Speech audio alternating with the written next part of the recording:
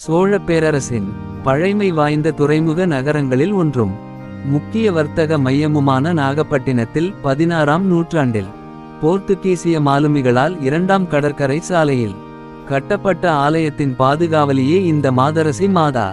17ஆம் நூற்றாண்டில் நாகை சத்தியவேதத்திற்கு எதிரான டச்சுக்காரர்களின் ஆதிக்கத்திற்குள் வந்தபோது மாதாவின் மேல் பக்தி இல்லாத அவர்களால் மாதரசி மாதாவின் திருச்சுரூபம் பாதிக்கப்படலாம் என்று பயந்த மக்கள் அதை மறைத்து வைக்க எண்ணி ஒரு மரப்பெட்டியில் வைத்தனர். ஆனால் அந்த பெட்டியின் நீளம் குறைவாக இருந்ததால் திருச்சுரூபம் முழுவதுமாக உள்ளே செல்லாமல் தலை மட்டும் வெளியே நீட்டிக் கொண்டிருந்தது.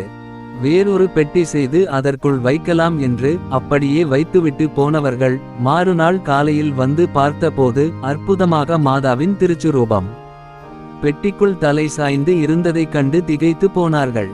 வேளாங்கண்ணிக்கு வடக்கே 13 கி.மீ தூரத்தில் இருக்கும் இந்த ஆலயத்தில் 5 நூற்றாண்டுகளுக்கும் மேலாக தன்னை நாடி வந்து நம்பிக்கையோடு செபிக்கும் மக்களின் வாழ்விலும் எத்தனையோ அற்புதங்களை மாதரசி மாதா செய்து கொண்டிருக்கிறார்.